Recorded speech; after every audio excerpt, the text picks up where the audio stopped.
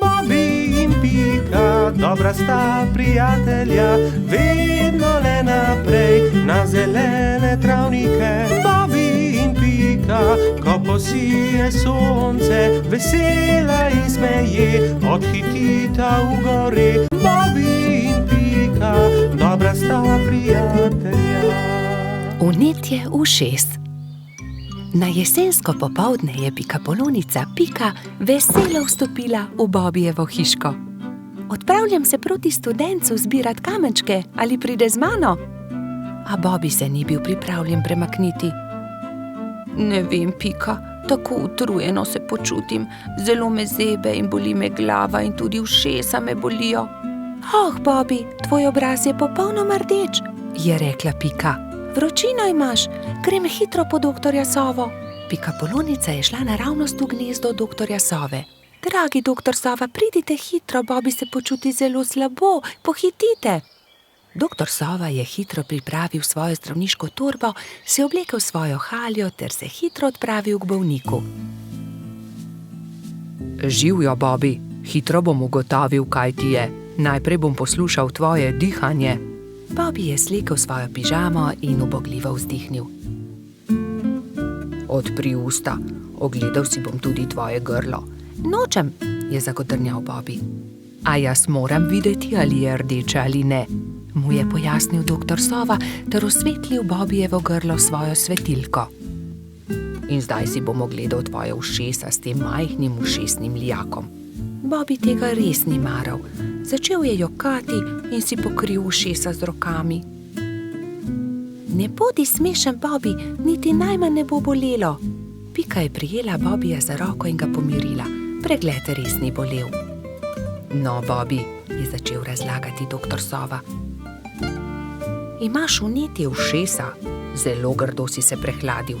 Vzemi polno žlico tega zdravila vsako jutro, pij veliko čaja in si grej ušesa z obkladki. Bobbyjevi prijatelji so mu takoj priskočili na pomoč. Baltazar je prinesel med, Rozi je prinesla kamilice, Gašper pa je prinesel jagode in skupaj so skuhali čaj za bolnika. Doli je pogrela proso v ponvi in ga stresla v majhne vrečke. Pokri si ušesa z naušnikom, dokler se ne shladi. Bobby je dal naušnik na glavo ter ga pustil na glavi, dokler se ni shladil. Naslednje jutro je Pika našla nekaj čudovitih kamenčkov na Bobbyjevi mizi. Wow, Bobby, čudoviti so! Kdo ti jih je dal? Sam sem jih našel pri studencu, je Bobby ponosno povedal. Sam si jih našel? Je Pika jezno vprašala. To ni bila najbolj pametna zamisel. Nisi še popolnoma zdrav. Zdaj se ti bo poslabšalo. Žal je imela Pika prav. Bobby je do večera spet dobil visoko vročino. Bobbyjevi prijatelji so ga prišli obiskat vsak dan, mu brali zgodbice in se igrali z lutkami. A medtem, ko se je Bobby počutil z vsakim dnem bolje, se je Pika slabše in slabše. Nalezla se je bolezni. Tokrat je Bobby skrbel zanjo. Kuhal je čaj in grel proso za naušnike. Doktor Sova je obiskal tudi Piko. O ne, očitno imamo novo bolnico. Nalezla si se od Bobbyja. Povedal je Piki, kaj mora storiti, da bo ozdravila. Nato pa je spet pregledal Bobbyja. Zdaj si povsem zdrav, a za vsak primer te bom še enkrat pregledal. Vse je v redu, popolnoma si okreval, ti mali polž. Minilo je nekaj dni. Pika je pridno jemala zdravila, pila veliko čaja, veliko počivala in kmalu se je počutila bolje. Doktor Sova je spet prišel na obisk in z veseljem opazil, da je bila tudi Pika zdrava. Zdaj gremo lahko končno vsi k studencu zbirat kamenčke. Bobby je kar skakal od navdušenja. Hura, pojdimo k studencu, so vzkliknile 3 male sovice doktorja Sove. Tudi me bi rade šle. Ne pozabite se toplo obleči, je rekel doktor Sova strogo. Bobbyja in Pike ni bilo treba opozoriti. Nista pozabila na šal, kapico in tople čevlje. Lovili so se, dokler se ni stemnilo. Svoja vedra so napolnili z lepimi malimi kamenčki. dobra sta prijatelja. Pajek v votlini. Bobby, Pika, Rozi in Baltazar so v gozdu nabirali barvne liste. Nenadoma so zaslišali jokanje. Ali slišiš, Bobby? Je vprašala Pika. Da, prihaja iz votline. Pojdimo, najti moramo tistega, ki joče. Bili so prestrašeni, vendar so šli globlje in globlje v jamo. In nenadoma so zagledali, od kod prihaja zvok. Majski hrošček je jokal. Oh, kaj se ti je zgodilo, majski hrošček, zakaj jočeš? Izgubil sem se v tej temni votlini in ne najdem izhoda. Kako se bom vrnil k moji hiški? Je jokal hrošček. Kako ti je ime? Je vprašal Bobby. Mehurček. No, ne bodi tako žalosten, mehurček. Mi ti bomo pokazali pot do tvoje hiške, je rekla Pika ter objela majskega hroščka. Nenadoma so zaslišali čuden, strašljiv zvok, ki je prišel iz votline. Prestrašeni so se objeli. V naslednjem hipu se je prikazal ogromen jezen pajek in jezno zakričal: Kdo me je zbudil iz sanj? Kaj delate v moji votlini? Bežimo, je zavpil Baltazar in vsi so začeli bežati. Skrimo se tukaj, je rekla Pika in vsi so se skrili za kamen. Na srečo jih pajek ni videl, a nato je mehurček začel jokati in pajek je odkril malo skupinico, ki se je skrivala za kamnom. Bobby, Pika, mehurček, Baltazar in Rozi so še bežali, tako hitro, kot so lahko. Ampak ne! Baltazar se je spotaknil ob kamenček in pajek jih je ulovil. Bobby je pobral ostro vejo in pogumno branil svoje prijatelje. Izgini ti, grdi pajek, je zavpil. Medtem ko je Bobby odvračal pajkovo pozornost, sta Rozi in Baltazar z vrvjo v rokah nekajkrat stekla okoli pajka. Zdaj te imamo, je Bobby zadovoljno rekel. Pajek se je poskušal rešiti iz tesne vrvi, a se ni mogel. Nenadoma je začel jokati. Nisem vam hotel nič. Če vam povem po resnici, še nikomur nisem storil nič žalega. Bil sem le jezen, ker ste me zbudili. Prosim, izpustite me. Pokazal vam bom izhod iz votline. Nam res ne boš nič storil? Da, obljubim. Pridite, usedite se na moj hrbet in vas bom nesel. Vsi so se usedli na pajkov hrbet in kmalu prišli do odprtine. Čas je, da se poslovimo. Spet pridite v mojo votlino. Hvala za pomoč, pajek, je rekla Rozi. V tem času je mehurček zaspal v Pikapoloničinem naročju. Kaj naj storimo z njim, je vprašala Pika. Zgradimo mu voziček, je predlagal Bobby. In nemudoma so se lotili dela. Voziček je bil sestavljen iz kostanjeve lupine, koleščka pa iz vejic. Kje je pa njegova hiška? Jaz vem, je vzkliknila Rozi.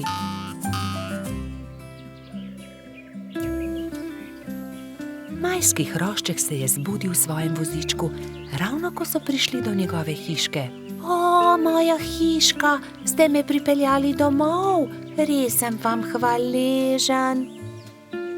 Lahko noč, mali mehurček, trdno spi in ne hodi samo v temne votline, da se ne boš spet izgubil. Sta rekla Bobby in Pika ter objela majskega hroščka. Bobby in Pika, dobra sta prijatelja. Čmrlka. Bobby, Pika in Baltazar so se zgodaj zjutraj odpravili na travnik. Hoteli so preizkusiti novo padalo, ki ga je naredil mali Trot. A nekdo je bil že na travniku.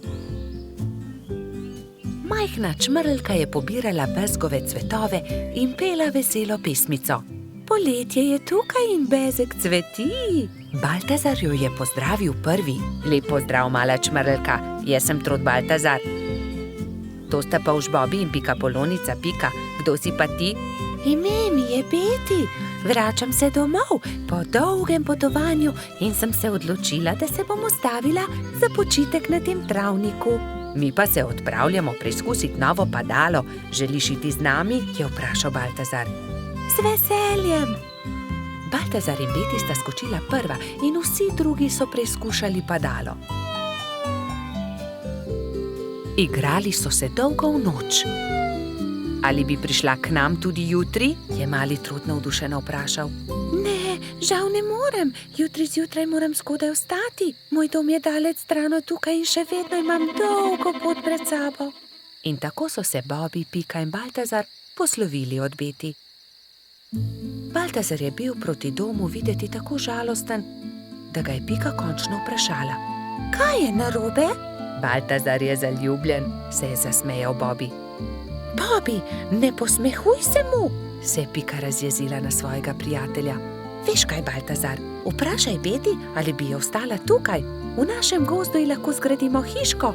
To je odlična ideja. Zgodaj zjutraj se bom odpravil na travnik ter jo povabil, naj ostane tukaj. Baltazar, Pika in Bobi so naslednje jutro zelo zgodaj vstali. Pohiteli so na travnik, da bi se pogovorili z Beti. A žal so bili prepozni. Majhna čmrlka je že odšla. Edina stvar, ki so jo našli, je bilo poslovilno pismo, ki ga je pustila pritrjenega na drevesu za svoje prijatelje. Baltazar se je usedel na travo ter začel jokati. Tokrat se Bobi ni smejal. Pojdimo za njo, je rekel mali polž. Prepričan sem, da jo lahko ujamemo. Bobi, ti si počasen polž. Nikoli ne bomo ujeli Beti s takšno hitrostjo, je zastokal Baltazar. Bobi se je že skoraj odzval na želitev, ko je izza grmovja stopil jež. Mogoče lahko jaz pomagam. V resnici niti jaz nisem tako hiter, a sem vsaj hitrejši od njega. Baltazarju in njegovim prijateljem je bila zamisel všeč. Iz kostanjeve lupine so sestavili majhno kočijo in privezali vrvice na ježeve bodice.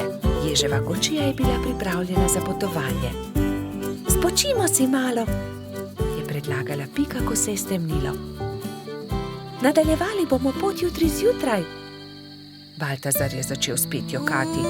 Nikoli je ne bomo našli. Nekaj sladkega voham, to je bezeg, je vzkliknil Bobi. Bezeg? Se je začudila Pika. Pridite, razglejmo se naokoli. In tam je Baltazar zagledal Beti. Rekel je, ali bi živela z nami v gozdu, zgradili bi ti majhno hiško, kakršno si želiš, ne bi ti bilo treba leteti tako daleč do svojega oddaljenega doma. Zelo bi bili veseli, če bi ostala z nami. Da, res je, zelo bi bili veseli, sta prikimala Bobi in Pika. Hvala vam, z veseljem bi ostala z vami, je odvrnila Beti. Bila je ganjena. Vso pot sem ste prišli, da ste me našli. To je tako lepo od vas. Usedli so se v ježevo kočijo ter se odpravili nazaj na travnik. Delati so začeli že naslednji dan. Za Beti so zgradili zelo lepo hiško blizu bezgovega polja. Ko je bila hiška za čmrlko pripravljena, so imeli veliko praznovanje. Povabljeni so bili vsi prebivalci gozda. Pozno v noč so plesali ter veselo praznovali. Bobi in Pika, dobra sta prijatelja. Rumena Pika Polonica. Prišla je pomlad. Pika se je odločila, da bo uredila svoj cvetlični vrt. Poiskala je lopato, grablje in si na glavo nadela pikčasto ruto. Takoj, ko je stopila skozi vrata, je za hišo zaslišala tiho stokanje. Klemen, krila so se ti zlomila, je vzkliknila mala Pika Polonica. Sonce me je zaslepilo in sem treščil drevo. Z visokega sem padel in se zelo udaril, je rekel kanarček. Tam sta bila ravno polž Bibi in rogač Gašper. Gašper, odhiti hitro do doktorja Sove, Klemenu so se zlomila krila, je organizirala Pika. Kmalu je prispel doktor Sova. To je res grd zlom. Previdno počasi je povil Klemenovo zlomljeno krilo. Pomisli, Pika, je nekega dne pripovedoval Klemen. Na otoku, kjer živim, tudi stanuje ena deklica Pikapolonica. Kaj res? Ima tudi ona rdeč hrbet in 7 črnih pik? Je vzburjeno vprašala Pika. In kako se imenuje? Kati, njen hrbet je rumen, pike pa ima enako črne, zelo sta si podobni. Ko bom zdrav, pridi z menoj na otok in se lahko tam sreča z njo. Kako bi bilo dobro, lahko pride tudi Bibi? Seveda, za oba je dovolj prostora na mojem hrbtu. Kmalu je spet prišel doktor Sova. Ugotovil je, da se je Klemenovo krilo lepo zdravilo. Nato se je kanarček Sovi zahvalil za pomoč, vzel na hrbet Bibi in Piko in odletel proti oddaljenemu malemu otoku.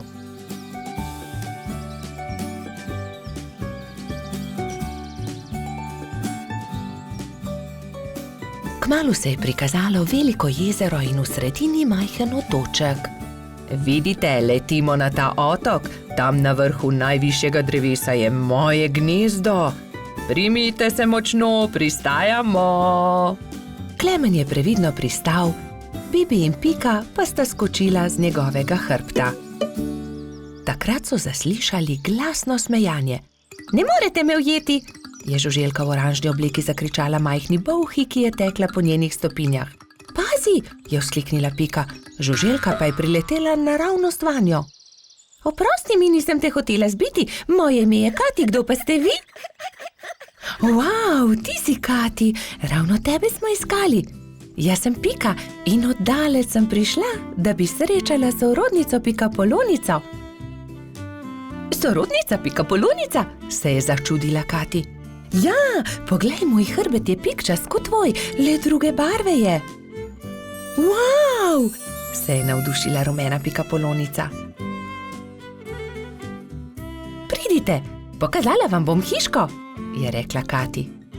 Takoj, ko sta zagledala Katino hišo, sta se Bibi in Pika začela zelo smejati. Moja hiša je enaka, le da je rdeča. Bibi, Pika in Kati so se sprehodili po malem otoku. Tam je gozd iglavcev, zraven mali potok, tudi most smo zgradili čezenj, je ponosno pripovedovala Kati. In kaj je to sredi travnika? Je vprašal Bibi, kot da bi bil tobogan. Res je, to je zvončkov tobogan, pridite, vam pokažem. Lahko zdrsnemo dol? Seveda, kar pogumno za menoj, je rekla Kati in se odrinila, da bi zdrsnila po vijugastem toboganu. Bibi, Pika in Kati so veselo drsali, vse dokler se ni stemnilo. Pozno je, pridite, odpeljem vas domov, je rekel Klemen. Pika in Kati sta se izmenjali svoje rute v slovo. Srečno pot, je vzkliknila Kati, pridite še kdaj.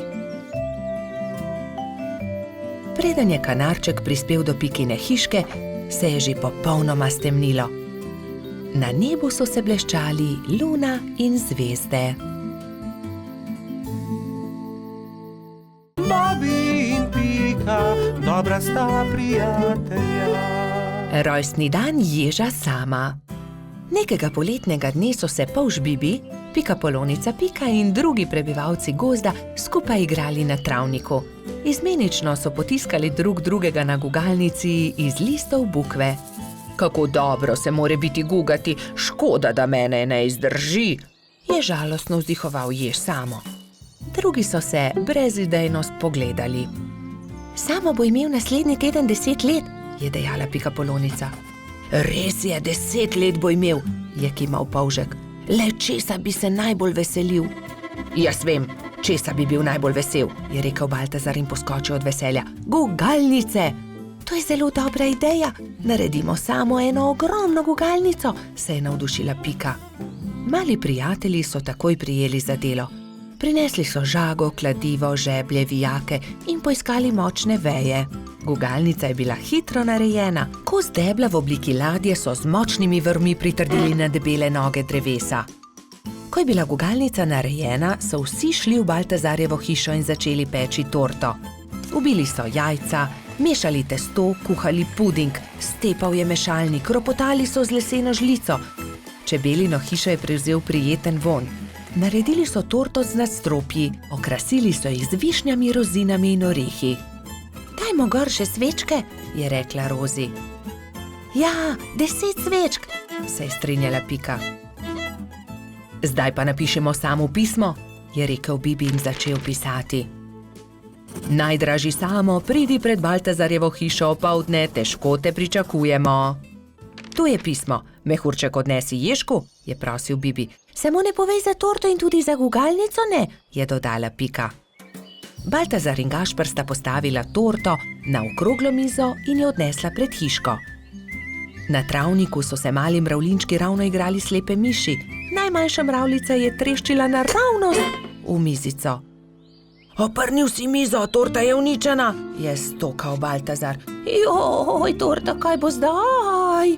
Je stokala tudi Pika. Kmalu bo prišel jest Samo in ne bo imel rojstnodnevne torte, je žaloval Bibi. Male mravljince je bilo sram. Nenadoma se je oglasil eden od njih. Naberimo veliko sadja in zgradimo iz njega ogromen kupček. To bo skoraj kot torta, ne? To je dobra ideja, je povedal Gašper. Tako ali tako ima raje sadje kot torto. Bibi, Pika, Baltazar, Gašper in mali mravljinci so začeli nabirati sadje. Pomagal je tudi koloradski hrošč Edi, kačja pastirka Zefira in vrtna hroščica Lili. Kmalu se je nabral lepo velik kupček. Gašper je na vrh sadnega kupčka postavil 10 svečk, takrat pa sta prispela mehurček in Jež Samo. Vse najboljše, Jež Samo, so vzkliknili sozvočno. Toliko sadja, najraje jih imam, hvala lepa, je vzkliknil Ježek. Zdaj pa zapri oči, Samo, je rekla Pika in odpeljali so Sama do gugalnice. Ježek je obstal od presenečenja. Wow, kako lepa, velika gugalnica, se lahko usedem? Je vprašal veselo. Ja, zate smo jo naredili, je dejal Bibi. Hurra, zdaj se tudi jaz lahko guncam, hvala lepa, se je zahvaljeval Samo.